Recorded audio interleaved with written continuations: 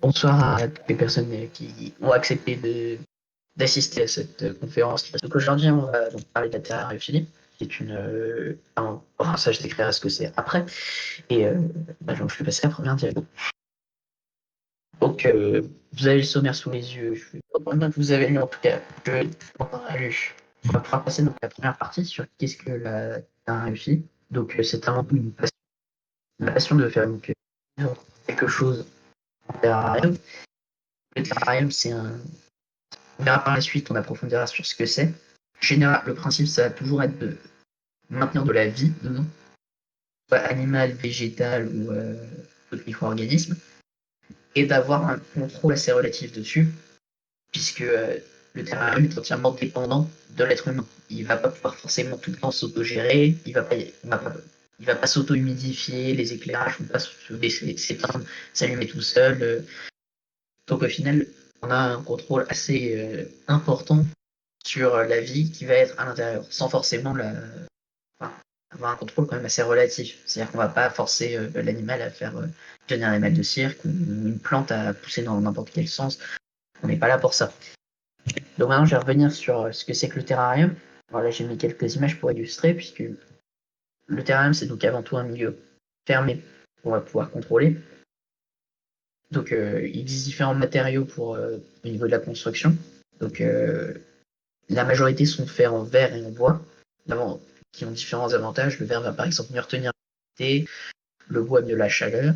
Il existe aussi des terrariums en plastique, alors ça c'est plus des boîtes pour les élevages d'invertébrés de différents.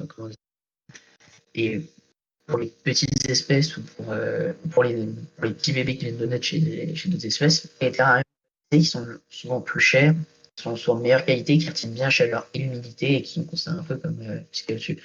L'inscription qui est au milieu, le vert fois l'argent fois hauteur, en fait, c'est que pour maintenir par exemple un animal, puisque c'est ce qui va majoritairement être maintenu en terrariophilie comme on l'entend dans un sens, c'est la place en fait, ça va vraiment être le volume qu'on va avoir et selon la disposition. Parce que on peut évidemment se dire qu'un varan de 2 mètres, même si bon, ça on va pas lire, mais on verra plus tard pourquoi, ne va pas du tout pouvoir rentrer dans un terrarium qui fait 20 cm par 20 cm par 20 cm. Et de même qu'un animal arboricole ne va pas pouvoir tenir dans un terrarium où il n'y a que 20 cm de hauteur, en tout cas selon sa taille. Et donc c'est pour ça qu'on va pouvoir, de même que le terrarium se définit aussi donc, par son aération, puisqu'en fait, vu qu'on garde un contrôle assez total dessus, on doit aussi pouvoir réguler l'hygrométrie, donc la quantité d'eau qui se trouve dans l'air. Et pour ça, ben, l'aération est un bon moyen, car plus l'air va être grande, plus l'air va être renouvelé, et donc va s'assécher. Et donc plus il faudra pulvériser si on a un animal humide. Et inversement, plus le terrarium sera fermé et qu'il y aura moins de circulation d'air, plus il sera humide. Alors il existe des contre-cas, entre guillemets, des espèces qui n'aiment pas du tout avoir de l'air renfermé, entre guillemets, mais qui vivent dans des climats humides, et donc là qui demandent un peu plus d'entretien. Mais c'est pas de ça qu'on va parler aujourd'hui. Donc maintenant, une chose qu'on est légitime de se demander, c'est pourquoi passer sur cette passion qui va comment dire, pourquoi décider de construire un terrarium, ce qui peut coûter de l'argent, ce qui peut demander du temps d'entretien, et pourquoi au final le faire. Et donc il y a deux raisons principales à ça. La première, c'est de pouvoir donc déjà beau décor et donc de pouvoir permettre entre guillemets de décorer chez soi. Pour ça, donc une passion existe qui s'appelle le terraskipping. Désolé, j'ai pas l'accent anglais, donc je vais pas pouvoir le prononcer à l'anglaise, qui est donc calqué directement sur le modèle sous-marin, l'aquarioskipping, qui consiste donc à faire le plus beau décor possible en incrustant toujours quelque chose de naturel, donc des branches, des plantes qui partent dans tous les sens, de la mousse au sol, enfin, faire quelque chose qui soit extrêmement joli à l'œil. Et la deuxième raison, c'est le comportement animal, puisqu'on peut s'amuser à devenir, entre guillemets, heptérologue, entomologue, ou arachnologue amateur, pour le plaisir de l'observation des animaux. C'est voir des comportements qui sont très intéressants. Et on verra plus tard dans la suite des comportements qui sont assez particuliers à chaque espèce. Pourquoi certaines espèces font ça, par exemple, je vais reprendre l'exemple du caméléon qui est donc souvent connu à tort en disant qu'il change de couleur pour se camoufler. Sauf qu'en réalité, c'est un comportement de communication entre individus pour exprimer des couleurs vives, pour signifier c'est mon territoire, tu ne rentres pas. Et Et puis, au final, ces comportements en fait, sont parfois extrêmement intéressants à observer. La façon de se nourrir des animaux, enfin, les façons des plantes de pousser, et c'est toujours extrêmement beau. Et donc, c'est pour ça, c'est une des raisons principales de, de l'élevage intérieur. Alors là, nous passons à la diapositive suivante. Donc là, je me suis fait juste une petite catégorie en fait, des différents animaux qui s'élèvent en terrarium, sachant qu'on différencie bien la cage du terrarium, puisque ce n'est pas effectivement les mêmes choses. Et donc, en vertébrés, la majorité donc, des animaux élevables en terrarium sont principalement des serpents et des lézards. Les tortues peuvent être faites que quand elles sont petites, parce que sinon elles atteignent des grosses tailles et elles demandent des grands habitats qui ne sont pas donc disponibles entre guillemets en terrarium. Et en invertébrés, en fait, la majorité des invertébrés terrestres peuvent être élevés en terrarium. Alors bien sûr, il existe des cas d'espèces en fait qui ne survivent pas en terrarium, mais ça souvent pour des raisons assez inconnues. Je ne rentrerai pas dans les détails sur certaines espèces de gloméris. Alors les gloméris, en fait, il faut faire, c'est des petits arthropodes qui ressemblent à des cloportes, et mais qui sont en fait plus proches du mille-pattes parce qu'ils ont plus de pattes et ils sont plus grands. Et certaines espèces qui viennent de Madagascar, par exemple, se retrouvent en fait à vivre une semaine en captivité et à mourir sans raison particulière et avec jamais de la reproduction qui marche. Et ça, en fait, on ne sait pas trop pourquoi. Et donc, les gens essayent de maintenir. Dès qu'il fait un peu trop chaud, ça meurt. Enfin, donc, une grande majorité, une grande partie des bêtes qu'on a sur Terre dans ces deux catégories sont élevables en terrarium, même s'il en reste quelques-unes qui, malheureusement, ne peuvent pas être réellement élevées. Maintenant, donc, je passe à la partie de Caroline, donc je lui laisse la parole. Alors moi j'ai pensé que ce serait un peu utile de vous introduire ce que c'était la domestication. Donc souvent c'est peu connu la domestication. Je vais vous expliquer ce que c'est. Je vais déjà vous donner une définition. Donc la domestication c'est un processus donc, durant lequel donc, les populations, donc une population d'animaux, sont élevées dans un environnement qui est contrôlé et qui est contrôlé donc, par l'homme et qui sera donc modifié en permanence pour permettre de rendre en fait les animaux donc plus utiles. Je mets des gros guillemets parce que bien sûr on ne fait pas, enfin c'est pas pour faire du mal aux animaux, mais c'est vraiment pour nous rendre service. Et je vais vous montrer donc à quoi ça peut nous servir donc la domestication. Il faut savoir que on modifie en donc deux caractères donc deux traits principaux, c'est la reproduction et leur alimentation. Ça veut dire qu'on va les choisir, on va savoir donc juste où c'est. Donc tu peux tourner la diapo. Alors, je crois qu'il y a un problème, il y avait une diapo dédoublée. Voilà, merci. Donc, il faut savoir qu'il y a 5 niveaux de domestication. Donc, il faut savoir que le niveau 0, c'est le plus sauvage. Et le niveau 5, c'est vraiment quand c'est vraiment bien domestiqué, qu'on a bien compris comment l'espèce fonctionnait. Donc, par exemple, la vache, elle est au niveau 5. Clairement, c'est vraiment un des plus grands aspects. Donc, je vais vous présenter maintenant les 3 voies de domestication les plus grandes, en fait. Du coup, euh, je vous laisse, je te laisse passer la diapo, s'il te plaît, Paul. Donc, la première voie, c'est la voie donc, dite du management. C'est donc, par exemple, celle de la vache. Donc, comme vous voyez, à votre droite, je vous ai mis une vache, donc, enfin, celle du milieu. C'est une vache comme on trouvait avant au niveau préhistorique. Vous voyez, elle a des longues cornes, elle a beaucoup de différences par rapport aux vaches qu'on connaît actuellement, enfin, comme vous pourrez croiser dans une ferme. Et donc, la voie du management va vraiment nous servir donc, pour tout ce qui est nourriture. Donc, par exemple, la vache, elle va nous servir pour le lait, pour les viandes et tout ça. Donc, tout ce qui est management, c'est vraiment tout ce qui est nourriture pour nous. Tu peux passer à la diapo suivante.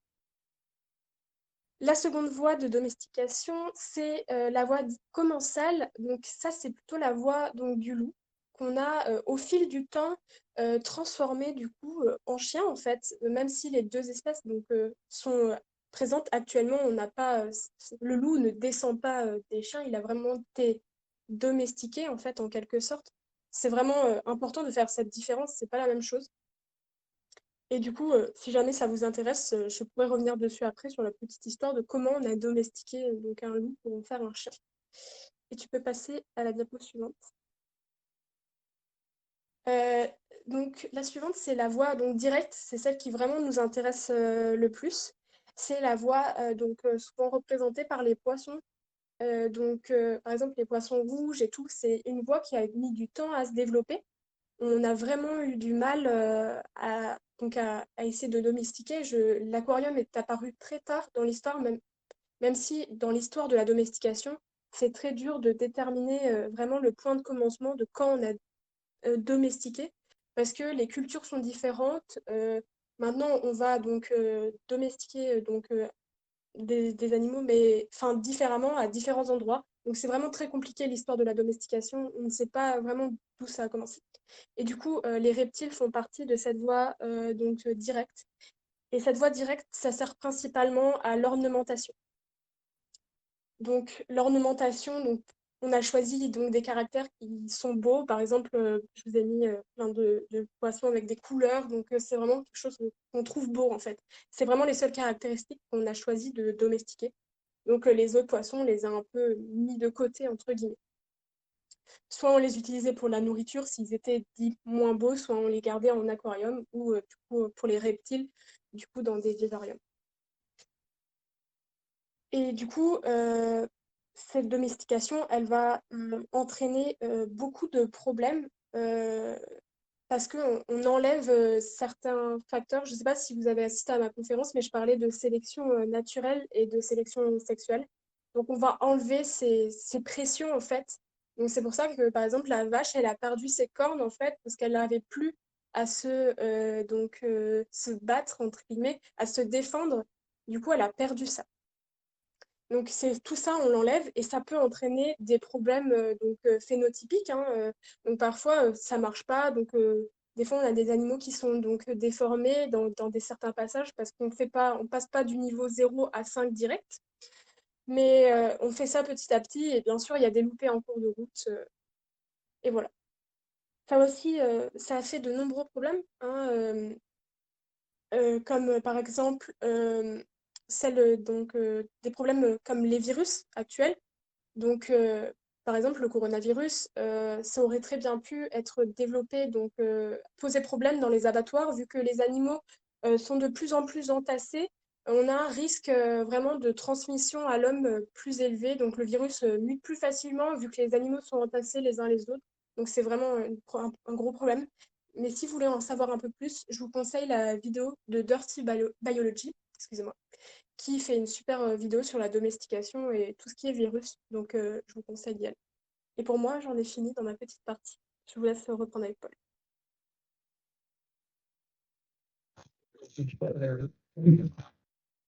Maintenant, je vais passer sur un point qui est, je trouve, un peu, pas forcément le plus important, mais en même temps qui est assez toujours bien noté. Ce sont entre guillemets les règles d'or de l'élevage, et ça s'applique très bien aux plantes comme aux animaux. Enfin, même si pour les plantes, il y a certains points qui paraissent un peu moins bien, mais le premier, c'est l'espace. En réalité, l'animal dans la nature va toujours avoir un espace qui est pour pouvoir se déplacer. Donc, au final, l'espace qu'il va pouvoir trouver pour faire un rayon de ce que vous verrez sur Internet sera toujours donné un espace minimal, entre guillemets. Par contre, un espace, entre guillemets, un espace plus grand ne gênera pas l'animal. Ça peut parfois être embêtant quand on cherche à contrôler, par exemple, pour vérifier qu'il n'y a pas de problème de santé. Mais il est toujours plus l'environnement est grand, mieux c'est. La deuxième, c'est la diversification de la nourriture. En effet, votre animal dans la nature ou vos plantes, par exemple avec les minéraux, elles vont pas toujours tomber sur la même chose à manger, entre guillemets. Ce qui fait que l'alimentation diversifiée, c'est comme nous chez les humains. C'est-à-dire que donner un aliment qui contient trop de quelque chose n'est jamais forcément toujours très bon. Et donc, c'est pour ça qu'il faut mieux éviter, par exemple, je sais pas, prenons un cas dans les insectivores, il ne faut pas toujours donner des grillons, mais il faut savoir diversifier avec des blattes, des criquets, des vers de farine, enfin, savoir diversifier pour éviter qu'il y ait toujours la même alimentation. Et le dernier point, c'est le fait de dépenser sans compter. Enfin, oui, bon, là, j'ai voulu citer un peu John Hammond, même si on n'a pas trop de rapport avec Jurassic Park, mais c'est que il faut pas se dire, j'ai envie d'avoir tel animal, j'ai que ce tout petit budget, je m'en fiche, je vais tenter de radiner. Il faut toujours se dire, quel que soit le problème, il faut que je sois prêt à pouvoir acheter le matériel et pour que l'animal soit vraiment dans les conditions le mieux adaptées à sa survie, sa vie en rien. Et donc l'objectif étant vraiment de reproduire la nature, quitte à ce qu'il y ait régulièrement des néons à UV, des lampes chauffantes qui peuvent coûter cher quand elles pètent, enfin changer les trucs. Enfin, quitte à vraiment y mettre le prix pour que l'animal soit vraiment bien. Donc maintenant je vais passer donc sur une partie qui me tenait un peu plus à cœur, qui est donc les espèces simples d'élevage que vous pouvez assez facilement trouver. Donc je reviendrai donc sur les questions de ça. Mais donc sur les espèces trouvables, trouvables facilement et faciles à élever et qui peuvent vous donner une bonne idée donc, de ce qui est élevable, à quoi ça ressemble et comment faire. Donc j'ai commencé donc par la première espèce, Philium philippinicum. Alors ça c'est une espèce que j'aime beaucoup puisque c'est un phasme que je maintiens depuis pas mal de temps. Donc qui, comme son nom l'indique, vient des Philippines. Là ça va me permettre d'en produire un petit point, mais si je n'entrerai pas dans les détails.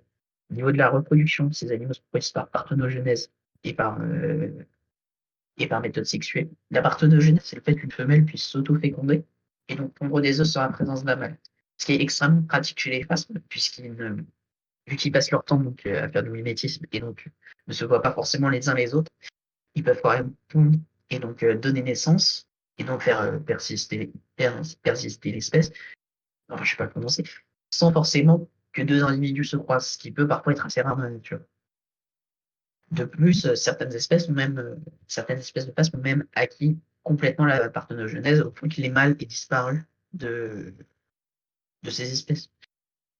Euh, Là maintenant j'ai caractérisé donc le terrarium. Alors je vais pas mettre le biotope qui est dedans, mais personnellement j'ai donc mes phases dans un terrarium qui mesure donc 30 cm par 20 cm par 45. Donc toujours le 45 c'est la hauteur, ce sont des animaux arboricoles. Le 20 c'est la profondeur et 30 c'est la largeur. Et donc, je conseille toujours et donc, une bonne aération, en effet. Donc, c'est des phases assez particuliers. Je montrerai des photos derrière qui donc imitent des feuilles, entre guillemets. Et donc, ce problème qu'il peut y avoir, c'est quand il y a une trop grosse humidité, l'eau se condense sur les parois. Et en fait, l'abdomen qui imite une feuille, en fait, parfois, fait un effet vent qui ouvre la paroi. Ce qui peut tuer des spécimens. Ça m'est arrivé une ou deux fois et c'est vraiment assez important que je touchais. Peut-être que Caro peut répondre aux questions qui lui ont été posées. Ouais, il me semble qu'il y a une ou deux questions qui ont été posées à Caro. Caro, je vais te les relink. On t'a demandé à partir de Oui. combien d'années, généralement, on peut réellement parler de domestication. Combien d'années? Je pourrais vraiment pas répondre à ces questions parce que ça dépend vraiment des espèces et je pense que on est loin d'avoir tout domestiqué entre guillemets parce que je connais des gens, justement, un de mes profs qui travaille par exemple sur les abeilles.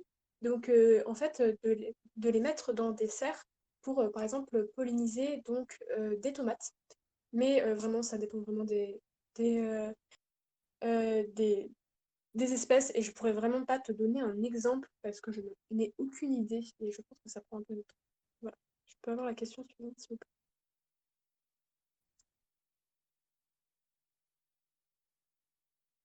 Donc, Paul, te revoilà.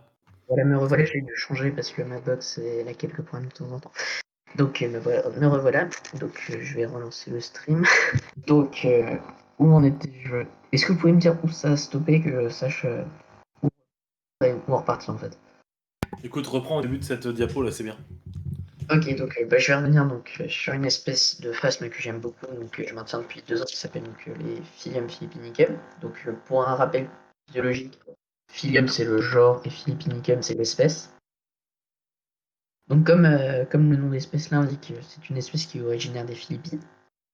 Donc, comme une grande majorité de phasmes, c'est une espèce qui se reproduit via parthenogenèse et reproduction sexuée. Donc, la parthenogenèse, c'est le fait qu'une femelle puisse puisse s'auto-féconder et donc ne pas avoir besoin de mâle, ce qui est extrêmement pratique chez les phasmes, puisque vu qu'ils exploitent leur mimétisme, ils arrivent que deux individus du même genre, enfin du même sexe, ne se croisent pas et donc ne puissent pas s'accoupler pour donner naissance à des bébés. Ce qui fait que les femelles peuvent quand même pondre et donc quand même pouvoir quand même permettre à l'espèce de continuer d'exister. Donc pour le maintien en captivité, euh, je- personnellement je préconise un terrarium qui mesure 30 cm par 20 cm par 45 cm. Donc toujours longueur fois profondeur fois hauteur, enfin largeur, on fera appeler ça comme vous voulez. Et le mieux reste toujours d'avoir une bonne aération, Parce que comme dit plus haut, on cherche à avoir un contrôle sur le terrain. Et le problème, donc, ce qui nous intéresse ici, avec l'aération, c'est qu'on peut contrôler plus facilement l'humidité.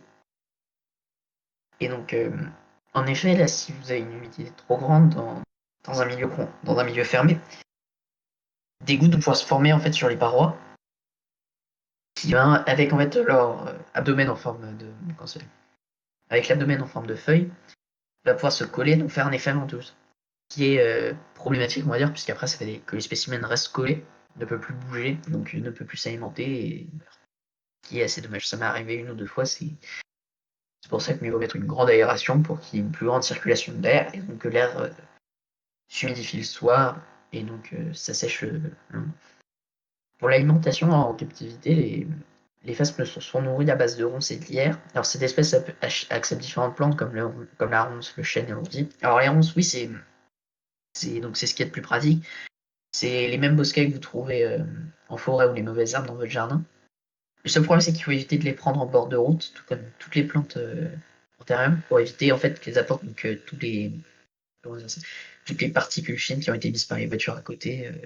Donc éviter de polluer directement ce milieu en faisant quelque chose. Voilà.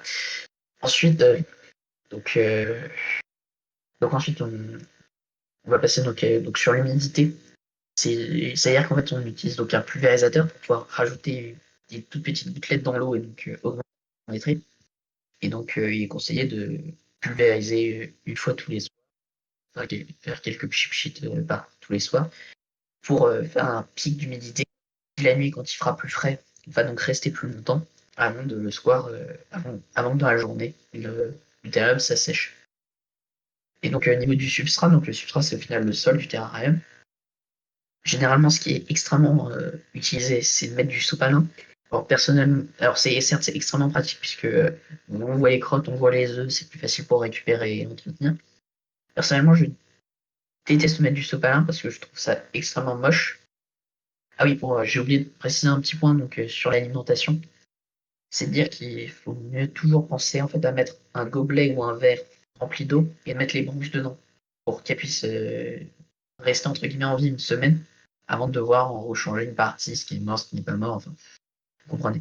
Et donc sur le substrat, pour en revenir à là, parce que je sais pas pourquoi j'ai eu un éclair de génie entre guillemets, et bien donc personnellement je n'utilise pas de sopalin parce que je trouve que c'est extrêmement moche d'avoir un truc blanc artificiel quand on tente de reproduire quelque chose d'assez naturel. Le musc de coco, en fait, c'est une poudre qui est formée à partir en fait, de la coque des noix de coco. C'est assez acide, entre guillemets, et ça tue bien les bactéries, donc ça pose pas trop de problèmes, mais ça peut quand même moisir avec les excréments et l'humidité. Et moi, ce que je préfère utiliser, c'est toujours des mélanges type terreau et feuilles mortes, ce qui ressemble un peu à ce qu'on trouve en nature, et donc ils feront plus naturel, et même donc l'actif, donc même le rajout donc d'une part de nouvelles espèces au sol, comme différents qui vont s'occuper du nettoyage, tout ça. Donc là, je vais vous passer une petite photo de quelques jeunes que j'ai actuellement. Donc photo prise directement. Et donc c'est juste pour pouvoir illustrer un peu mes propos, donc vous voyez à quoi ça ressemble. Alors, comme vous voyez, en fait, ce qui est assez intéressant, c'est de se dire que les jeunes naissent donc noirs avec des taches blanches, comme celui qu'on voit donc sur la feuille. Donc, attendez, je crois qu'il y a un outil pointeur pour pouvoir porter là. Et ils prennent la couleur de leur milieu, ce qui fait que certains se retrouver donc avec une couleur verte comme celui-là, comme les ronces canariens. Et vu que je laisse toujours quelques feuilles mortes, et ben on se retrouve avec des qui nous prennent des couleurs rouge, rouge, marron, ce qui permet d'avoir une diversité de couleurs, je les trouve très jolies. Donc ensuite, je vais passer donc au Ténébrion molitor. Alors le Ténébrion molitor, c'est donc c'est une espèce qui est souvent connue sous le nom de ver de farine. Donc le ver de farine, donc, vous savez tous à quoi ça ressemble. En tout cas, jeune, adulte, c'est une espèce de petit scarabée noir. Donc c'est un animal en fait qui est donc, cosmopolite. Je vais éviter d'utiliser ce mot parce que il a un sens antisémite et un sens dans le sens dans lequel j'aimerais l'utiliser. Donc pour éviter les confusions, je vais juste dire qu'on en trouve partout sur la planète. Au niveau de la nourriture, ce sont des animaux qui mangent des céréales. donc différentes céréales comme principalement du blé et ça sous forme de farine par exemple. Au niveau du terrarium, donc un simple bac plastique peut faire l'affaire. Donc par exemple les bacs à chaussettes ou tout ce que vous pouvez trouver en magasin, ça peut faire très bien l'affaire. Il faut juste éviter qu'il y ait trop de verre au même endroit pour éviter qu'ils aient plus de place et qu'ils soient obligés de s'entre-manger, ce qui serait pas vraiment cool. Et donc comme on l'a dit, plus grand mieux c'est dans les parties. L'humidité, il faut éviter aucune pulvérisation, il faut vraiment maintenir, parce que sinon avec la farine, ça va coller, ça va vraiment faire quelque chose d'assez désagréable. Au niveau de l'aménagement, il va falloir penser à mettre des petites écorces, des bouts de carton pour que les adultes puissent se cacher. En effet, c'est quelque chose d'assez primordial en fait dans l'espèce de pas mal d'espèces, cette disposition de cachette pour que les animaux qui ont une certaine timidité, ils peuvent avoir une certaine peur en voyant un humain arriver, puissent se mettre à l'abri et tout ça. Et donc je peux vous pouvoir montrer à quoi ça ressemble adulte et jeune. Donc la version jeune elle est connue par tout le monde. La version adulte elle est généralement un peu oubliée. Donc maintenant j'ai passé donc à l'Anadenobulus monilicornis, donc qui est une gueule qui vient des Caraïbes. Alors les gueules, pour ceux qui ne savent pas, c'est des sortes de petits mille-pattes qui n'ont rien de dégoûtant, qui n'ont rien de négatif et qui sont en fait juste très beaux mais qui passent beaucoup de temps sous terre. Donc ce sont des animaux qui se nourrissent un peu de tout, principalement de fruits, de légumes, et donc étant des trétivores, se nourriront aussi donc, de bois mort et de feuilles mortes. Donc au niveau du substrat, cette fois-ci c'est un substrat assez particulier qu'il faut utiliser, donc du terreau ou de l'humus de forêt, avec un complément en feuilles mortes. Comme ce sont des animaux détritivores, ils vont passer pas mal de temps à manger ce dans quoi ils vivent, donc leur substrat. Et donc, vraiment, ils ont besoin donc, de ce mélange de feuilles mortes, de bois mort, du terreau, donc qui est souvent déjà fait avec un petit peu. On voit quelques petits bouts de bois mort et ça. Pour le terrarium, un petit terrarium de 20 cm par 20 cm par 20 cm avec une bonne aération. Pour éviter vraiment qu'il y ait trop de condensation et que tout devienne assez mauvais. Là, j'ai oublié de préciser pour l'humidité, mais comme toutes les hules, il faut toujours une bonne humidité et donc des pulvérisations régulières, donc tous les soirs. Et niveau de l'aménagement, donc toujours utiliser des objets naturels puisque c'est ce qu'il y a de vraiment mieux entre guillemets. Et donc par exemple des branches, de la mousse, des pierres, des feuilles mortes. Enfin, voilà. Donc je pense avoir fait un peu le tour donc, sur cette espèce. Donc je vous montre à quoi ça ressemble. Alors comme vous pouvez le voir, c'est pas si dégueulasse que ça parce que je peux comprendre que les scopoentes par exemple, donc, qui font pas vraiment partie de la même famille, mais puis faire peur. Mais là, comme vous voyez, c'est surtout quelque chose qui a des bandes jaunes et qui en fait, qui aura plus peur de vous que vous aurez peur de lui. C'est pas du tout des animaux qui sont dangereux, méchants. C'est juste des animaux pacifistes, quoi. Enfin, pacifistes. Donc maintenant, je vais passer un peu sur de la législation. Donc, sur donc, le certificat de capacité. Et donc, sur la loi. Donc, avant, je vais préciser que bon, déjà, le CDC, c'est l'abréviation de certificat de capacité. Pour pouvoir le passer, il faut minimum 18 ans. Et donc, là, en fait, maintenant, je vais expliquer en fait, à quoi ça sert de passer un certificat de capacité. Puisque très peu de personnes au final le passent, puisque généralement ça prend du temps, il faut monter un dossier, ça demande beaucoup d'argent, il faut faire des stages chez des personnes qui en ont déjà, il faut se déclarer, il faut passer devant un jury, c'est extrêmement long et assez embêtant. Et donc c'est quelque chose d'assez, c'est quelque chose donc, qui peut être utile dans certains cas, puisque donc, le principe du certificat de capacité, c'est qu'il va permettre donc d'accéder soit à des animaux qui ne sont pas possibles de récupérer de façon légale libre, comme donc les espèces dangereuses, comme les miguelides, même si certaines espèces dont le venin n'a aucun effet sur l'homme et ne mordent que vraiment si les titis de chez Titi. Ou par exemple pour les caïmans, enfin les espèces qui peuvent être vraiment dangereuses, mais ça sera expliqué un peu plus tard. Ainsi que donc les nombres d'animaux, ce qu'on appelle les quotas, c'est-à-dire qu'à partir d'un certain nombre d'animaux, et vous n'êtes plus autorisé légalement à en avoir plus, ce qui est assez logique. Vous n'allez pas remplir votre maison partout et devoir gérer 300 espèces différentes de vertébrés qui demandent chacun pas mal de temps. Donc pour vous limiter tout ça, on peut le certificat de capacité existe. De plus, en fait, donc il existe aussi une autre catégorie d'animaux qui sont touchés par le certificat de capacité, qui sont donc les animaux qui sont soumis à la Convention de Washington, donc le CITES, qui est donc une convention qui répertorie les espèces menacées en différents annexes. Et donc les espèces qui sont en annexe A sont interdites entre guillemets d'élevage. Les espèces en index B sont considérées comme étant sont ostensibles, mais il faut le signaler. Donc ils ont une espèce de puce, mais ça c'est depuis une certaine loi, mais bon ça c'est un peu problématique puisque certains animaux meurent à cause de la puce. Donc merci Quentin de préciser que les youths sont herbivores et détritivores. Et donc aussi et après il existe la convention C, donc enfin la partie l'annexe C où toutes les espèces sont libres d'acquisition sans aucun problème. Donc pour maintenant passer quand je vous ai parlé des quotas, là j'ai repris ce petit tableau d'une grande enseigne sur sur les versions donc sur les espèces. C'est-à-dire que par exemple on peut détailler.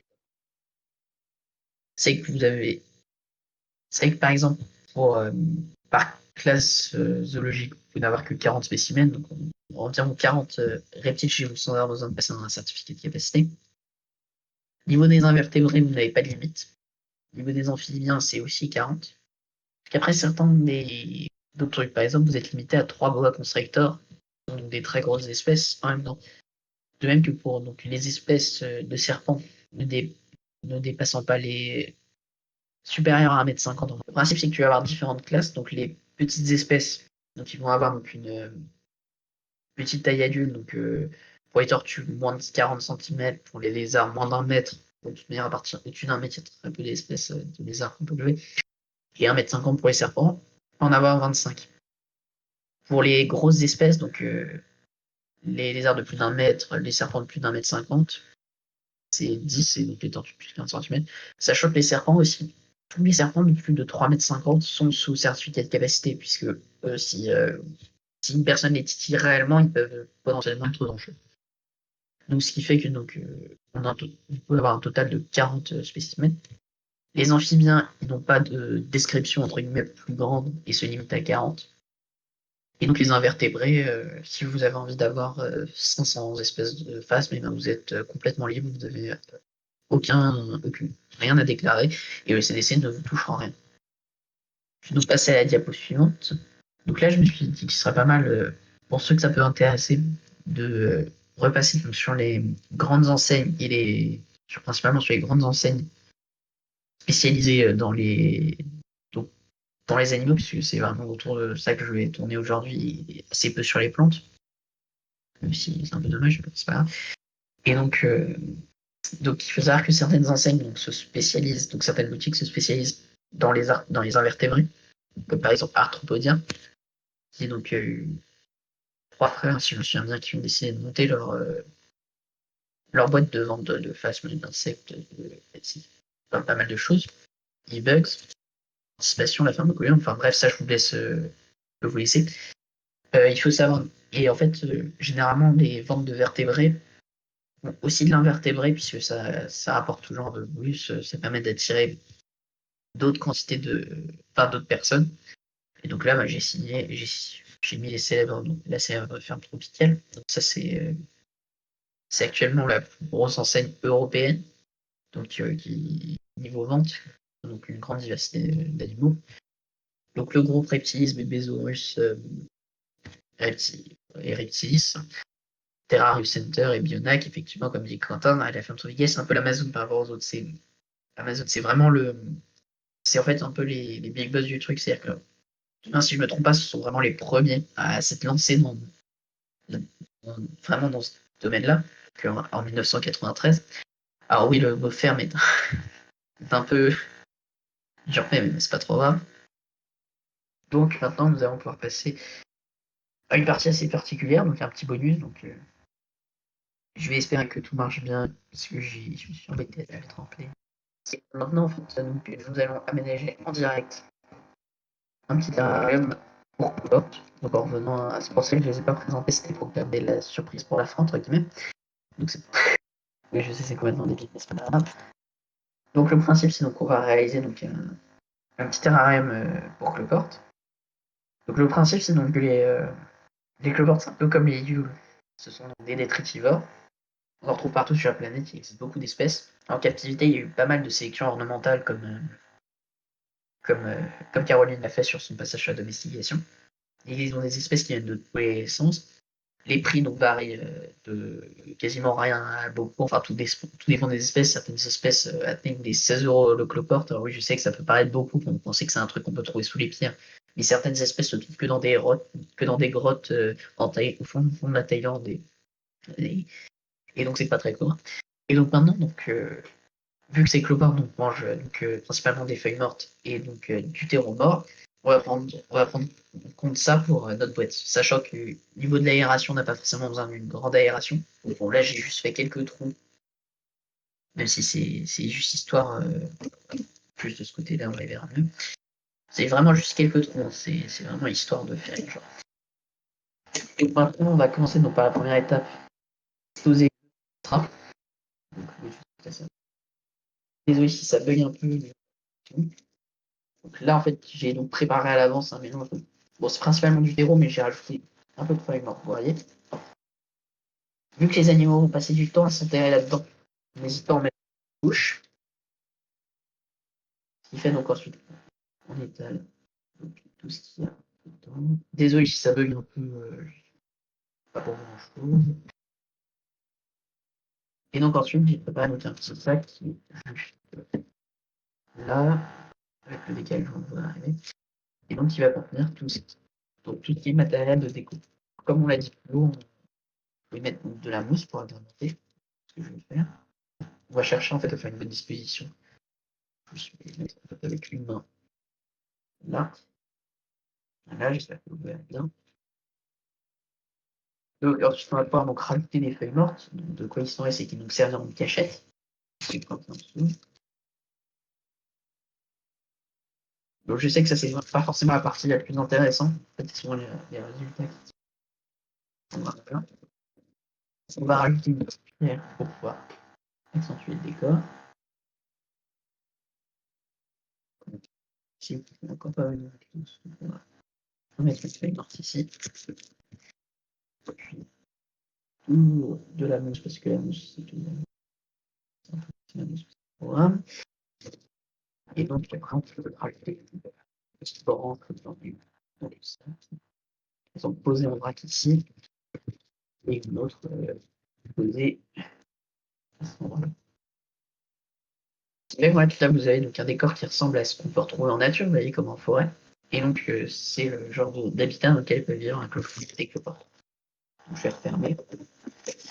Et donc, bon, maintenant, j'ai donc aménagé ce petit terrarium. Et donc, c'était juste le petit bonus de fin. Et donc, maintenant, on peut passer à la partie questions-réponses.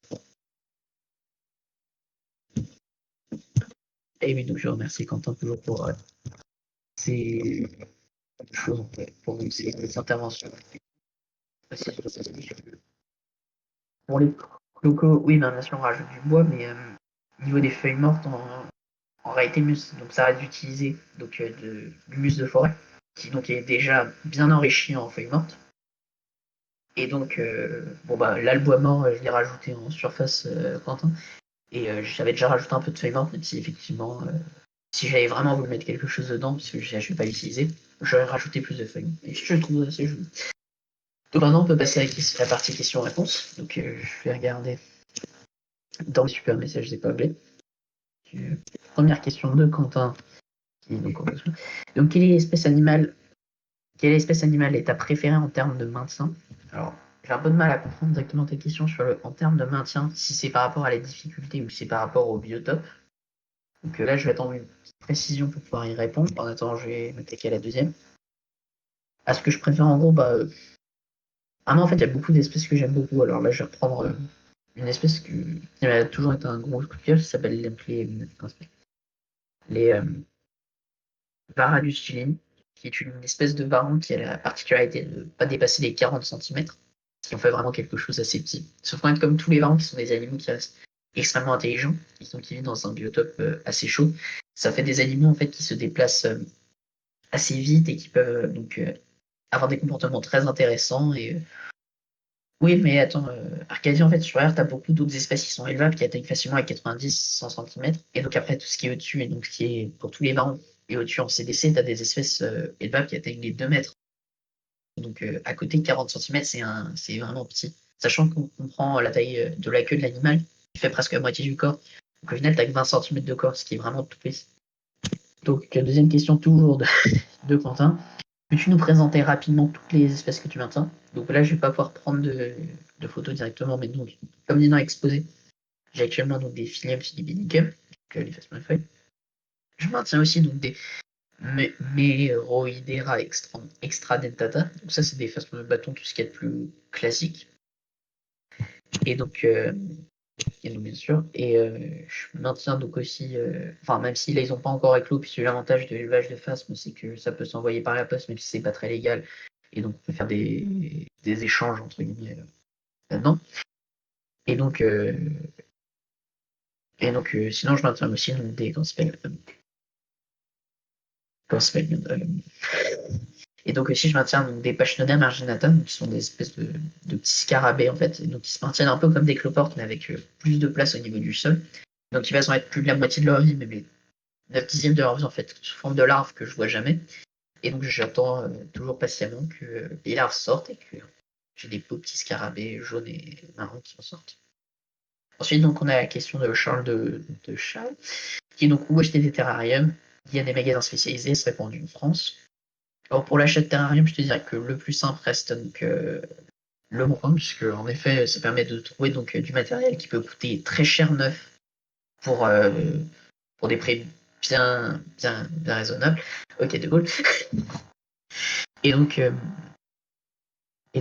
pour les magasins spécialisés, au final, je t'ai répondu. Et donc, la ferme Tropica, par exemple, a vraiment une boutique réelle et pas que via Internet. En effet, ça fait que dans le 13e arrondissement de Paris, il y a 650 mètres carrés, donc c'est une belle superficie qui est dédiée donc, à l'exposition et donc à l'achat, même si certains prix, surtout sur les invertébrés, sont assez ahurissants, mais ça, c'est pas le sujet du jour. Et donc, en France, une estimation oui, non, mais bien sûr, Quentin, troupeau dans n'importe quelle jardinerie, mais c'est souvent cher pour la même chose que ce que tu peux trouver autre part. Et donc, pour être répandu en France, si je me souviens bien, en 2014, il y avait environ 1 million de terrariophiles sur les 66 millions français, donc ça fait 1 sur 66, c'est pas énorme, mais c'est pas rien non plus. Je passe à la suivante, donc ta question justement, Alexis. Tu dis que ça coûte de l'argent pour un terrain moyen, ça coûte combien? En réalité, en fait, ça dépend totalement de ce que tu veux faire vivre dedans, parce que et donc c'est pour ça qu'en fait, si on se base donc d'un terrarium de taille moyenne, qui sont par exemple 45 par 45 par 45, donc il reste assez petit, mais on va dire ça moyen. C'est des terrariums où, si on les achète sur le bon coin, on peut facilement en trouver pour 30, 40, 50 euros, mais qui neuf coûteront plus une centaine d'euros. Mais à ça, il faut souvent ajouter le prix de l'éclairage, du chauffage, du substrat qui pour les animaux désertiques, bon, il doit entre 0 et 50 euros, oui, Quentin, mais tout dépend après de comment est-ce que tu l'as aménagé, puisque généralement, on va dire que le prix de l'installation coûte plus cher que l'animal, mais, euh, mais il arrive des cas, genre, je pense à des espèces de varans arboricoles où l'animal vaut parfois plus de 2000 euros la petite bébête parce que c'est des animaux assez rares. Mais par contre, l'installation en elle-même est moins chère que l'animal. Mais pour un terrain moyen, oui, c'est vraiment dans une tranche, ça dépend de tout le matériel, de si tu veux faire quelque chose de vraiment très propre avec du matériel très pro et qui coûte cher, ou si tu veux quelque chose ou si c'est quelque chose un peu radin mais qui peut marcher, enfin tout dépend donc de pas mal de paramètres au final. Daniel Quentin, c'est une autre question. Penses-tu que la terrario et ce genre de passion incitent à la protection des espèces menacées ou bien pourrait inciter à des mauvais maintiens? Alors en fait, ça dépend totalement. Le, c'est-à-dire qu'en fait, tout dépend de si on considère que la personne va prendre du temps pour se renseigner. En effet, c'est ce qu'il faut faire. Ça veut dire, prends pas un animal sur un coup de cœur. Il faut y réfléchir. Ça vit longtemps. Ça peut vivre plus ou moins longtemps. Ça prend de la place. Qu'est-ce qu'on en fait pendant les vacances? Enfin, ça prend du temps. Mais voilà. Et donc, pour la protection des espèces menacées ou bien pour inciter à des mauvais maintiens, en réalité, donc, les mauvais maintiens, malheureusement, il y a toujours des gens qui se renseignent mal, qui maintiennent des animaux dans des mauvaises conditions. Je pense par exemple à une espèce de lézard très commune, donc nommée les gycoléopards ou Eublepharus. Et donc en fait, ce sont des animaux qui sont souvent maintenus dans des terrariums trop petits, avec même si ce sont des animaux désertiques avec donc, du sable au sol, alors qu'en fait ils passent leur temps à lécher le sable et ils font des occlusions. Et, euh, et ça, malheureusement, il y a encore beaucoup de personnes qui maintiennent des animaux dans ces conditions, mais ça parce qu'ils se renseignent pas assez. Donc en fait, c'est surtout un manque de renseignement qui fait les mauvais maintiens. Ou parfois la radinerie de certaines personnes d'élever des serpents dans des petits bacs plastiques avec sopalin, deux, trois trucs, un petit chauffage derrière dans un tiroir, c'est pas ce qu'il y a de mieux, quoi. Et donc pour la protection des espèces menacées, en effet, beaucoup de personnes en fait préfèrent acheter donc des espèces nées en captivité, même si certaines sont difficiles à trouver directement en captivité. Et parfois, prélever des mini-espèces peut potentiellement en fait permettre aux hétérologues et donc aux vétérinaires de pouvoir observer ces espèces sans les sans forcément les voilà les comment dire euh, sans forcément les sans forcément détruire la population sauvage, c'est-à-dire priver une petite partie et donc permettre aux reproduisant en captivité de créer des générations qui sont entièrement en captivité et de laisser la partie naturelle se mettre dans son coin, voire même potentiellement qui reproduit vraiment bien un milieu naturel, faire de la réinsertion, mais ça c'est compliqué et ça marche rarement. Euh, donc ensuite, question donc de Fox, ça fait longtemps que tu fais de la terre auto. Personnellement, bah, j'ai découvert ça il y a 3 ans. Ensuite, donc deuxième question de Fox. Est-ce qu'un élevage en terrarium n'est pas assimilable à une vie en cage? Autrement dit, on présente que qui quitte de la santé mentale de l'animal, même en termes très bien aménagés, est-ce que l'animal va aussi bien que dans la nature? Bah, pour la santé mentale de l'animal, donc sur l'assimilable à la cage, en fait, il faut imaginer que en prison, on va pas tenter de reproduire ton milieu de vie naturel. Enfin, sauf si t'es né en prison et que je sais pas si t'es né en prison, mais le principe là du terrarium, ça va être de se dire, on cherche à qu'il y ait une même hygrométrie que dans la nature, un même ensoleillement que dans la nature, des mêmes températures que dans la nature, un décor qui ressemble à quelque chose de naturel. Bon, les gens qui mettent des vieilles décos qui ressemblent à des crânes de T-Rex au milieu de leur truc, ça c'est pas top. Euh, et donc au final, contrairement à la prison, on va tenter de reproduire un milieu naturel. Et donc la santé entre guillemets mentale de l'animal, c'est vraiment important de mettre entre guillemets, puisque c'est des animaux qui ont un cerveau malheureusement assez archaïque entre guillemets, et donc ils vont penser de façon différente que nous. Donc on peut pas réellement établir l'état mental, mais tant que l'animal a de la place pour se déplacer et qu'il est stimulé, c'est-à-dire que par exemple au lieu de lui mettre ce qu'il va manger sous la tête, de le forcer un peu à courir, à chercher, à se chasser, c'est toujours ce qu'il y a c'est toujours plus intéressant. Et donc, est-ce que l'animal vivra aussi bien que dans la nature? On peut même penser au final qu'il pourra peut-être mieux vivre que dans la nature, puisque en captivité, les, pro- les, les prédateurs sont totalement absents. Et donc, tu te retrouves donc, avec donc, l'absence de prédateurs qui peuvent potentiellement infliger des blessures, l'absence de potentielle saison sèche, par exemple, pour des animaux qui ont besoin d'une humidité, l'absence de ce qui peut parfois poser problème dans la nature, même si les animaux généralement s'adaptent. Et donc tu te retrouves donc avec des parties où donc tu as vraiment une utilité. Parfois l'utérien peut potentiellement s'avérer mieux que la nature, puisque la nature a quand même des défauts. Et donc